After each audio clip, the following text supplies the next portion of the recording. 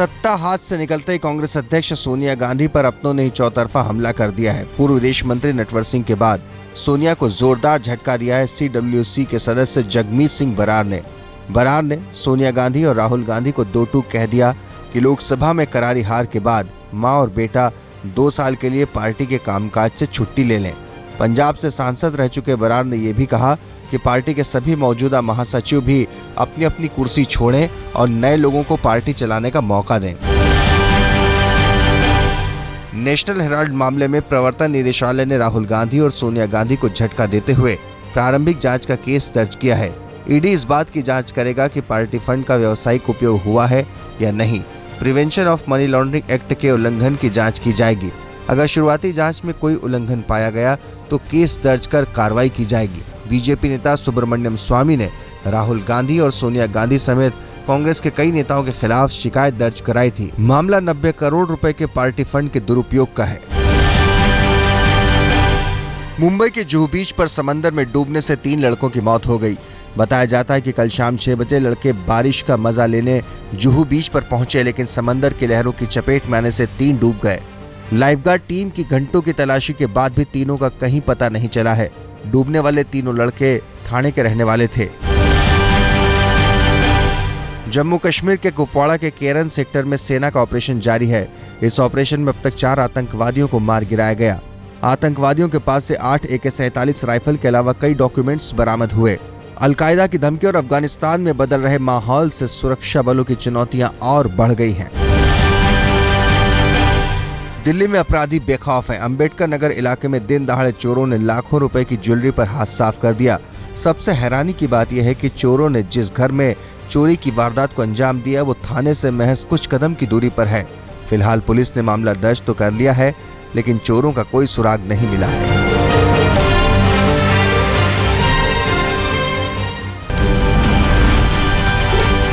नाबालिगों के लिए नए कानून पर सरकार तेजी से विचार कर रही है। जुवेनाइल जस्टिस बिल की कॉपी मंत्रियों के समूह के पास विचार के लिए भेजी गई, जिसमें 16 साल से ऊपर के नाबालिगों के लिए बलात्कार जैसे अपराध पर कठोर सजा का प्रावधान है।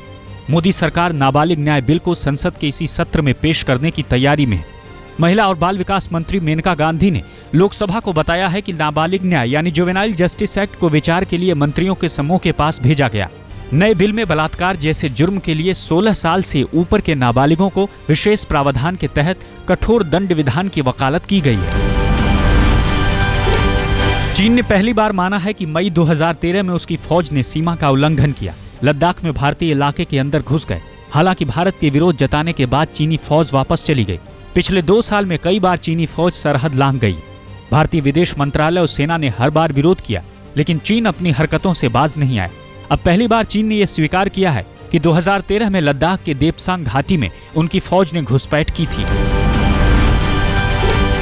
भारतीय सेना की कमान संभालने के बाद जनरल दलबीर सिंह सुहाग ने पाक को सीधी चेतावनी दी। उन्होंने कहा कि भारतीय सेना सीमा पर किसी भी पाकिस्तानी दुस्साहस का दुगनी ताकत से जवाब देगी। अंग्रेजी में भले ही वो अंग्रेजियत नहीं है, जुबान में वो नफासत नहीं है, लेकिन अपनी हैसियत पर कहीं कोई असमंजस भी नहीं है। देश के लिए मोहब्बत है, दुनिया की सबसे बहादुर सेना के लिए इज्जत है और खुद पर फख्र है कि भारत जैसे देश ने भारतीय सेना की अगुवाई करने का एक मौका उन्हें दिया है। I can only tell you that our response to any such act will be more than adequate in future. Thank you. Thank you. And it will be intense and immediate. केंद्र सरकार वाराणसी के विकास के प्रति संजीदा दिखाई दे रही है। बनारस पहुंचे पर्यटन मंत्री श्रीपद नाइक ने कहा कि शहर के विकास का जो मॉडल तैयार किया गया है उस पर 1-2 महीने में काम शुरू हो जाएगा। नाइक ने गंगा के सवाल पर कहा कि गंगा की सफाई पर सबसे ज्यादा जोर है। राजस्थान में विधानसभा सेशन के आखिरी मुख्यमंत्री वसुंधरा राजे सिंधिया ने अपने विधायकों के साथ फिल्म देखी। आइनॉक्स में मुख्यमंत्री और उनके सिपह सालारों के लिए फिल्म भाग मिल्खा भाग की स्पेशल स्क्रीनिंग रखी गई।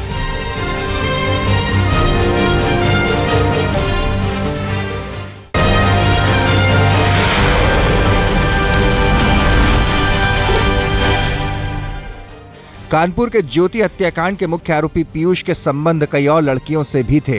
ये खुलासा किया पुलिस ने। अपने मनचले पति की करतूतों का पता ज्योति को था, जिससे दोनों के बीच अनबन रहती थी। ज्योति ने इस बात को लेकर पीयूष की शिकायत अपने माता पिता से करने की चेतावनी भी दी थी, जिसके बाद पीयूष ने ज्योति को रास्ते से हटाने की साजिश रची।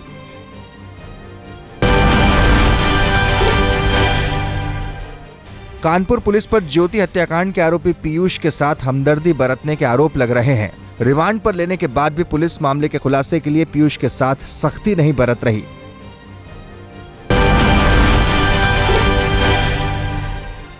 दिल्ली पुलिस को तलाश है एक अपराधी की। नाम है पार्थ वाडिया, जिसके सिर पर पुलिस ने 20,000 का इनाम रखा है। पार्थ वाडिया की पुलिस को कई मामलों में तलाश है, जो काफी अरसे से फरार है। पार्थ वाडिया के नाम के पोस्टर दिल्ली के पॉश इलाकों के चप्पे चप्पे पर लगे हुए हैं।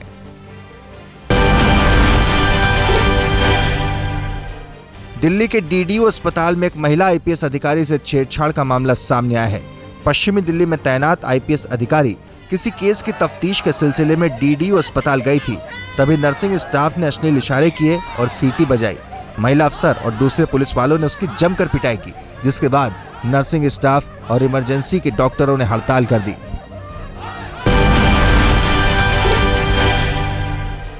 थाने में एक सौतेला बाप अपनी ही बेटी का शारीरिक शोषण कर रहा था। 15 साल की लड़की इस बात की शिकायत बार बार अपनी मां से कर रही थी, लेकिन मां मानने को तैयार नहीं थी। आखिर में लड़की ने अपने मोबाइल से अपने सौतेले बाप की करतूतों का वीडियो बनाकर उसकी पोल खोली। आरोपी पिता पुलिस की गिरफ्त में है। दिल्ली के सरिता विहार इलाके के राजकीय सर्वोदय बाल विद्यालय में छात्र के अभिभावकों और टीचरों के बीच जबरदस्त मारपीट हुई, जिसमें 3 टीचरों को चोट आई है, जबकि एक छात्र भी घायल हुआ है। विद्यालय उस समय लड़ाई का अखाड़ा बन गया, जब एक छात्र की पिटाई के बाद स्कूल में छात्र के अभिभावकों ने धावा बोल दिया। दरअसल 11वीं क्लास के एक छात्र की टीचर ने किसी बात पर पिटाई कर दी, जिससे नाराज होकर छात्र के अभिभावक स्कूल में अधम के और स्कूल टीचरों से उलझ गए और टीचरों और अभिभावकों के बीच मारपीट शुरू हो गई। इस घटना के बाद टीचरों में काफी गुस्सा है।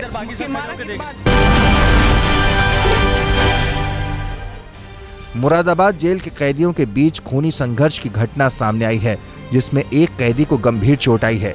मारपीट की वजह का पता नहीं चल पाया है। घायल कैदी को जिला अस्पताल में गंभीर हालत में भर्ती करा दिया गया है। इस घटना ने जिला जेल प्रशासन पर सवालिया निशान लगा दिया है। जेल प्रशासन इस मामले में खामोश है।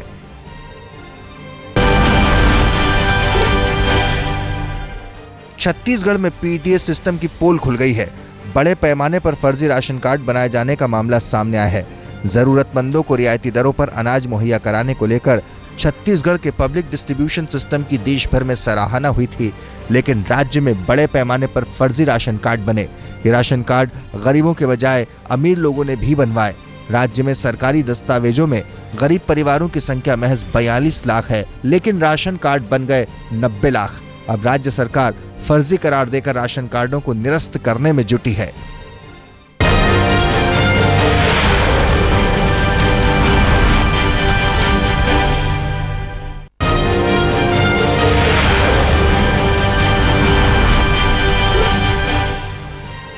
पुणे के मालिन गांव में मरने वालों की तादाद 70 तक पहुंच गई है, लेकिन अब सवाल ये उठने शुरू हो गए हैं कि ग्रामीणों की मौत के लिए कौन जिम्मेदार है। कहा जा रहा है कि पहाड़ों पर चावल की खेती के लिए जेसीबी मशीनों से खुदाई के चलते ये भूस्खलन हुआ। कम से कम विपक्ष का तो यही दावा है।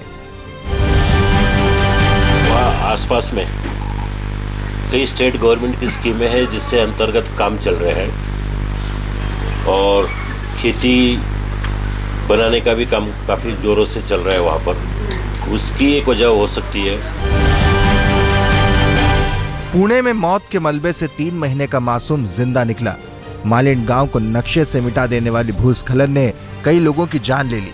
अभी भी इलाके के कई परिवार गायब हैं, लेकिन मौत की इस मायूसी के बीच एक 3 महीने का बच्चा खुद के साथ अपनी मां को भी बचा ले गया। मलबे में भले ही बच्चे का शरीर दब गया, लेकिन बच्चे की रोने की आवाज ने राहत कर्मी का ध्यान खींचा। 3 महीने की मासूम भी उसी मालिन गांव पर पसरे मलबे से किसी चमत्कार की तरह बाहर आई। दिल्ली के हरिनगर इलाके में बेसमेंट धंसने से 4 लोगों की मौत हो गई। इस हादसे में एक शख्स जख्मी हो गया। यह हादसा शुक्रवार को उस वक्त हुआ जब ए ब्लॉक में करीब 500 गज के प्लॉट पर बिल्डिंग बनाने के लिए बेसमेंट में दीवार बनाई जा रही थी। तभी अचानक बेसमेंट धंस गया और उसकी चपेट में वहां काम कर रहे 5 लोग आ गए। सभी को तत्काल पास के एक सरकारी अस्पताल में ले जाया गया, लेकिन इस हादसे में 4 लोगों की मौत हो गई। घटना की खबर मिलते ही इलाके के एसडीएम और पुलिस अधिकारी मौके पर पहुंच गए। देश में विकास के मॉडल के तौर पर मशहूर गुजरात में आज भी उफनती नदी को पार कर बच्चों को स्कूल जाना पड़ता है। नर्मदा जिले में रोज जान जोखिम में डालकर छात्राएं नदी पार कर स्कूल पहुंचती हैं, लेकिन लगता है कि प्रशासन की नींद किसी अनहोनी के बाद ही खुलेगी। मध्य प्रदेश के हरदा जिले में स्कूल जाने के लिए आदिवासी बच्चों को अपनी जान की बाजी लगानी पड़ रही है। बरसाती पानी से उफनती माचक नदी को रोज करीब 50 स्कूली छात्र छात्राएं पार करते हैं, वो भी टूटी फूटी नाव के सहारे। लेकिन प्रशासन इस मामले से अनजान है। यहाँ के गांव वाले बरसों से नदी पर एक पुल की मांग कर रहे हैं, लेकिन प्रशासन बेपरवाह है।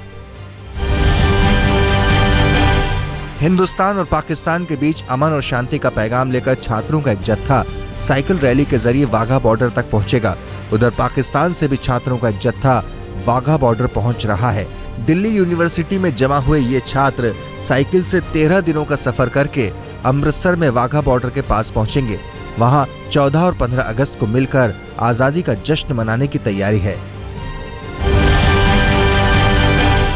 भारत के प्रधानमंत्री नरेंद्र मोदी की नेपाल यात्रा के दौरान पशुपतिनाथ मंदिर में वेद पाठ के साथ स्वागत होगा। वेद पाठ के कार्यक्रम को सफल बनाने के लिए तैयारियां जोरों पर हैं। मोदी के आगमन पर बच्चों के मुख से वेद पाठ होगा। मोदी 4 तारीख की सुबह करीब 9:30 बजे मंदिर जाएंगे। दिल्ली में शुक्रवार को एनबीटी ने अपना 57वां जन्म दिवस मनाया। इस मौके पर देश के नामचीन लेखकों ने दस्तक दी और ये बताया कि आज भी किताब पढ़ना कितना अहम है। एनबीटी यानी नेशनल बुक ट्रस्ट। एनबीटी की पहचान देश में किताबों से जुड़ी है। एनबीटी वक्त वक्त पर बुक फेस्टिवल का आयोजन करता है। लोगों का झुकाव किताबों की तरफ ज्यादा से ज्यादा हो, इसके लिए एनबीटी हमेशा काम करता रहता है।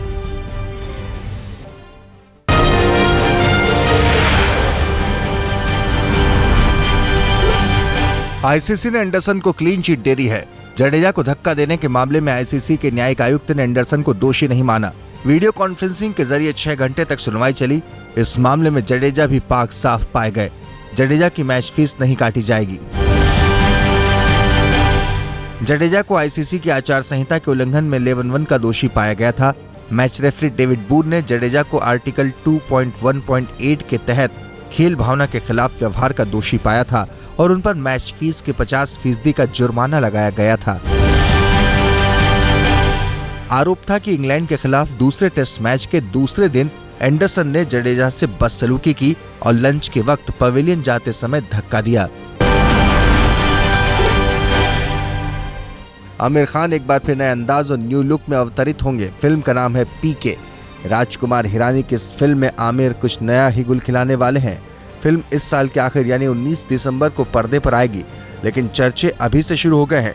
फिल्म में आमिर के साथ अनुष्का शर्मा की जोड़ी है। साथ में काई पोचे फेम सुशांत सिंह राजपूत भी हैं।